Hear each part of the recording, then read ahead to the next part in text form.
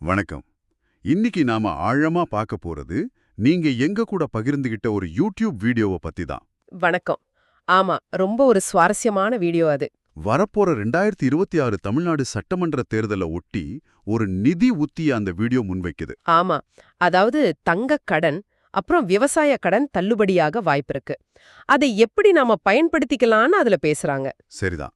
தமிழ்நாட்டு அரசியல்ல இந்த கடன் தள்ளுபடிங்கிறது பல வருஷமா ஒரு முக்கியமான தேர்தல் வாக்குறுதியா இருக்கு இல்லையா?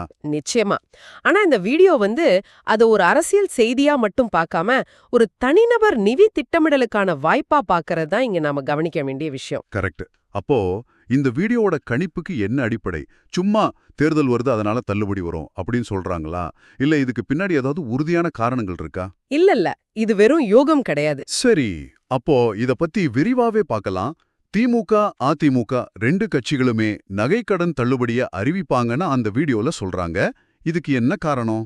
இது ஒரு சமுதாயப்பட்ட வரலாற்று நிகழ்வ ஆதாரமா வச்சு இந்த வாதத்தையே கட்டமைக்குது. ஓ, அப்படியா? ஆமா, பொதுவா கட்சிகள் வாக்காளர்களை கவர வாக்குறுதி தர்றது சகஜம்தான். ஆனா இந்த காணொளி இதுக்கு முன்னாடி நடந்திருக்கு, அதனால இது திரும்பவும் நடக்கும் அப்படிங்கிற ஒரு தர்க்கத்தின் அடிப்படையில பேசுது. கடந்த காலத்தை வச்சு எதிர்காலத்தை கணிக்கிற ஒரு முயற்சி மாதிரி. மிகச்சரியா சொன்னீங்க. அப்படியானா அந்த கடந்த கால நிகழ்வு எது? 2021 பத்தி ரொம்ப அழுத்தமா பேசுறாங்களே, அதுதான் இந்த முழு கணிப்புக்கும் ஆணிவேர்னு தோணுது. நீங்க சொல்றது 100க்கு 100 சரி. 2021ல திமுக ஆட்சிக்கு வந்ததும் என்ன செஞ்சாங்க? அவங்க தேர்தல் வாக்குறுதியில சொன்னாங்க. ஆமா, சொன்னபடியே கூட்டுறவு வங்கிகள்ல 5 சவரன் வரைக்கும் வச்சிருந்த நகை கடன்களையும் விவசாயிகளோட பயிர்க்கடன்களையும் தள்ளுபடி செஞ்சாங்க. ஆமா, அது ஒரு பெரிய செய்தியா இருந்தது அப்போ. அது பெரிய தாக்கத்தை ஏற்படுத்துச்சு. இந்த காணொளியும் அந்த நிகழ்வை ஒரு மாடலா எடுத்துக்கிட்டு 2026லயும் இதே மாதிரி ஒரு சூழல் உருவாகணும் வாதிடுது. இது கேட்க சுவாரஸ்யமா இருக்கு. ஆனா 2021ல அந்த தள்ளுபடி வந்தப்போ ஒரு பெரிய பொருளாதார விவாதமும் உருவாச்சு இல்லையா? அரசின் கஜானாவுக்கு எவ்வளவு சுமை, உண்மையான பயனாளிகளுக்கு போய் சேர்ந்துச்சான்லாம் பேசினாங்களே. நிச்சயமா, அதுதான் இந்த விஷயத்தோட மறுபக்கம். அப்ப அரசுக்கு நிதிச்சுமை ஒரு பக்கம், தகுதியானவங்க யாரு, தகுதி இல்லாதவங்க யாருன்னு பிரிக்கிறதுல ஏகப்பட்ட குழப்பம் மறுபக்கம்னு பல சிக்கல்கள் இருந்துச்சு. ஆமா, வசதி படைச்சவங்க கூட இதனால பயனடைஞ்சுதான் விமர்சனங்கள் வந்துச்சு. கரெக்ட். அந்த அனுபவத்தை வச்சு பார்க்கும்போது, ஒருவேளை 2026ல மறுபடியும் தள்ளுபடி அறிவிச்சா அதோட தகுதி வரம்புகள் இன்னும் கொஞ்சம் கடுமையாக்கப்பட வாய்ப்பிருக்கு. இது ஒரு முக்கியமான பாயிண்ட். அப்போ கடந்த கால நிகழ்வா அப்படியே காப்பி அடிக்க முடியாது, சில மாற்றங்கள் இருக்கலாம்னு சொல்றீங்க. சரி, அப்போ இந்த கடந்த கால நிகழ்வு அடிப்படையா வச்சு அந்த வீடியோ ஒரு தெளிவான ஆலோசனையை தருது. அது என்ன? அங்கதான் இந்த வீடியோ ஒரு செயல் திட்டத்தையே முன்வைக்குது. அது சும்மா ஒரு தகவலை மட்டும் சொல்லாம இந்த வாய்ப்பை நீங்க எப்படி பயன்படுத்திக்கணும்னு வழிகாட்டுது. ஓகே, என்ன செய்யணும்னு சொல்றாங்க? ரொம்ப தெளிவா கூட்டுறவு வங்கிகள்ல, அதாவது கோஆபரேட்டிவ் பேங்க்ஸ்ல கடன் வாங்குங்கன்னு அறிவுறுத்துது. காஞ்சிபுரம் மாவட்ட மத்திய கூட்டுறவு வங்கி மாதிரியான சில உதாரணங்களையும் குறிப்பிடுது. எனக்கு ஒரு விஷயம் இன்னும் புரியல. ஏன் குறிப்பா கூட்டுறவு வங்கிகளை மட்டும் சொல்றாங்க? தேசியமயமாக்கப்பட்ட வங்கிகளும் நிறைய இருக்கே, அங்கேயும் மக்கள் நகை கடன் வாங்குறாங்களே. இது ஒரு மிக முக்கியமான வேறுபாடு. அதை நல்லா புரிஞ்சுக்கணும். சொல்லுங்க. அந்த வீடியோவோட தர்க்கப்படி தேசியமயமாக்கப்பட்ட வங்கிகள்ல, அதாவது ஸ்டேட் பேங்க், இந்தியன் பேங்க் மாதிரி இடத்துல வாங்குற கடன்கள் தள்ளுபடியாக வாய்ப்பு ரொம்ப ரொம்ப குறைவு. அதுக்கு என்ன காரணம்? காரணம், அந்த வங்கிகள் எல்லாமே மத்திய அரசோட கட்டுப்பாட்டுல இருக்கு. ஆனா கூட்டுறவு வங்கிகள் மாநில அரசோட நேரடி கட்டுப்பாட்டுல இருக்கு. ஓ, அப்படியா? ஒரு மாநில அரசாங்க தள்ளுபடி அறிவிக்கும் போது அது தன்னோட கண்ட்ரோல்ல இருக்கிற நிறுவனங்களுக்கு மட்டும்தான் உத்தரவு போட முடியும். மிக சரியா. மத்திய அரசு வங்கிகளை அவங்களால கட்டுப்படுத்த முடியாது. இந்த நிர்வாக வேறுபாடு தான் இந்த முழு உத்தியோட அடிப்படையா?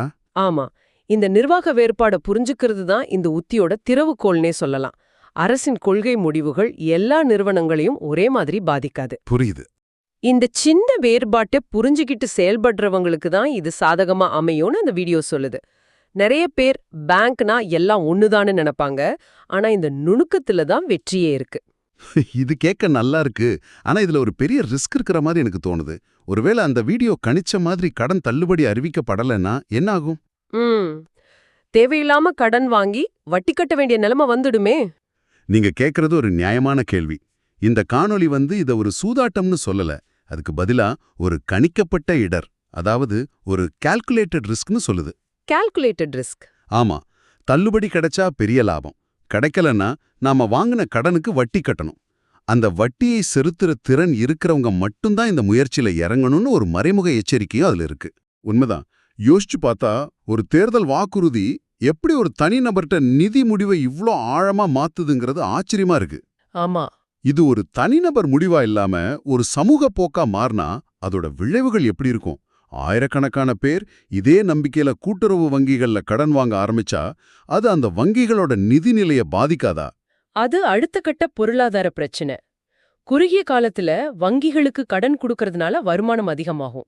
ஆனா தள்ளுபடி அறிவிச்சா அந்த பணத்தை அரசிடமிருந்து திரும்ப பெற தாமதமாகலாம். அப்போ பேங்கோட பணப்புழக்கம் பாதிக்கும். ஆமா, ஒருவேளை தள்ளுபடி அறிவிக்கப்படலைன்னா கடன் வாங்கினவங்க பணத்தை திருப்பி கட்டாம போக வாய்ப்பிருக்கு.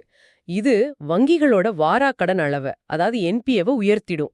அதனால இது ரெண்டு பக்கமும் கூர்மையான கத்தி மாதிரி. சரி, அப்படியானா இந்த ஆலோசனை எல்லாருக்கும் பொருந்துமா இல்ல குறிப்பிட்ட ஆட்களுக்கு மட்டும்தானா? எவ்ளோ நகை வரைக்கும் கடன் வாங்கலான்னு ஏதாவது லிமிட் இருக்கா? அதுல அந்த வீடியோ ரொம்ப தெளிவா இருக்கு. 5 சவரனுக்குள்ள, அதாவது அப் டு 5 sovereigns நகை வச்சு கடன் வாங்க திட்டமிடுறவங்கள நோக்கி தான் அந்த ஆலோசனையே வழங்கப்படுது. ஏன் 5 சவரன்? ஏன்னா 2021ல அறிவிக்கப்பட்ட தள்ளுபடியோட வரம்பும் 5 சவரன் தான். மறுபடியும் கடந்த கால நிகழ்விய ஒரு வழிகாட்டியா பயன்படுத்துறாங்க. 5 சவரனுக்கு மேல வாங்கினா கிடைக்காதுன்னு சொல்லல, ஆனா 5க்குள்ள இருக்கிறது சேஃப் அப்படிங்கிற மாதிரி குறிப்பிடுறாங்க. அதோட இதுதான் சரியான நேரம் அப்படின்னும் அழுத்தமா சொல்றாங்களே. இந்த அவசரத்துக்கு என்ன காரணம்? தேர்தல் வர்ற இன்னும் கொஞ்சம் மாசம் இருக்கே. ஆமா, தேர்தல் இன்னும் ஒரு 5 இல்ல 6 மாசத்திலே ஏப்ரல் மே 2026ல வரப்போறதால உடனடியா செயல்படுங்கன்னு அது அறிவுறுத்துது. அது ஏன்? தேர்தல் நடத்தை விதிகள் அமலுக்கு வர்றதுக்கு முன்னாடியே நீங்க கடன் வாங்கியிருக்கணும். அதுதான் இதோட உள்நோக்கம். அப்பதான் புதுசா வர்ற அரசு அறிவிக்கிற தள்ளுபடிக்கு நீங்க தகுதியானவரா கருதப்படுவீங்க. ஓ, கடன் தள்ளுபடி பத்தின அறிவிப்பு வர வாய்ப்பு இருக்குன்னு ஒரு கணிப்பையும் சொல்றாங்க. அப்போ இது வெறும் நிதி ஆலோசனை மட்டும் இல்ல. நிச்சயமா இல்ல. இத ஒரு பரந்த கண்ணோட்டத்துல பார்த்தா இது ஒரு முழுமையான அரசியல் சுழற்சியை அடிப்படையா வச்ச நேர கட்டுப்பாடு உள்ள ஒரு நிதி உத்தி. புரியுது. தேர்தலுக்கு முன்னாடி கடன் வாங்குறது, ரிசல்ட்டுக்காக காத்திருக்கிறது, அப்புறம் தள்ளுபடியை எதிர்பார்க்கிறது. இது ஒரு முழுமையான சுழற்சி. கரெக்ட். சரி, இவ்ளோ நேரம் நம்ம பேசினதை எல்லாம் ஒன்னா தொகுத்து பார்த்தா இந்த வீடியோ முன்வைக்கிற உத்தியோட முழுமையான சித்திரம் நமக்கு கிடைக்குமா? அதோட அடிப்படை செய்தி என்ன? நிச்சயமா. இதன் மையக்கருத்தை இப்படி சுருக்கமா சொல்லலாம். 1, தமிழ்நாட்டு அரசியல்ல தேர்தல் கால கடன் தள்ளுபடிங்கிறது ஒரு தொடர்ச்சியான நிகழ்வு. 2, 2021ல நடந்தத ஒரு வலுவான முன்னுதாரணமா எடுத்துக்கிட்டு 2026 தேர்தல்லையும் முக்கிய கட்சிகள் இத அறிவிக்க அதிக வாய்ப்பு இருக்கு. ஓகே. 3, இந்த வாய்ப்பை பயன்படுத்திக்க 5 சவரனுக்கு உட்பட்ட நகைக்கடன்களை மாநில அரசோட கட்டுப்பாட்டுல இருக்கிற கூட்டுறவு வங்கிகள்ல தேர்தலுக்கு முன்னாடி இருக்கிற இந்த மாதங்கள்ல வாங்கணும். இதுதான் அந்த வீடியோ முன்வைக்கிற முழுமையான செயல் திட்டம். ஆக அரசியலை உன்னிப்பா கவனிக்கிறது மூலமா தனிப்பட்ட நிதி ஆதாயங்களை பெற முடியும்னு ஒரு கருத்து இது விதைக்குது. ஆமா. இது ஒரு செயலற்ற காத்திருப்புள்ள ஒரு செயல் திட்டத்தோட கூடிய ஒரு நகரா முன்வைக்கப்படுது. ஆமா, நீங்க சொல்றது ஒரு முக்கியமான கோணம். இதை இன்னும் விரிவா பார்த்தா நாம அரசியல் நிகழ்வுகளோட நுகர்வோரா மட்டும் இல்லாம அதுல ஒரு பங்குதாரரா மாறதுக்கான ஒரு முயற்சி இது. பங்குதாரரா?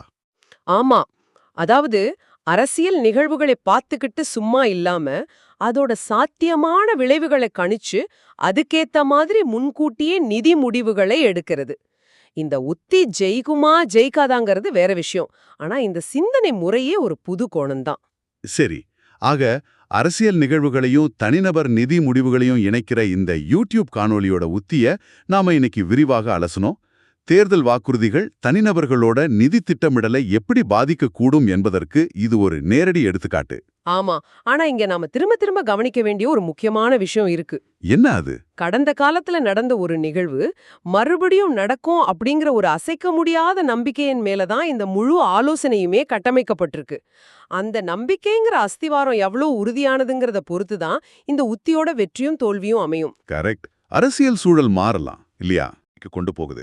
இந்த காணொளியில சொல்லப்பட்டிருக்கிற யுக்தி கடந்த கால நிகழ்வுகளை அடிப்படையாக கொண்டது. இது ஒரு புத்திசாலித்தனமான கணிக்கப்பட்ட நிதி ஆலோசனையா அல்லது அரசியல் நிகழ்வுகளை சார்ந்த ஒரு ஆபத்தான சூதாட்டமா? எதிர்கால முடிவுகள் எப்போதுமே கடந்த காலத்தை போலவே இருக்குமா? இதை பத்தி நீங்க என்ன நினைக்கிறீங்க?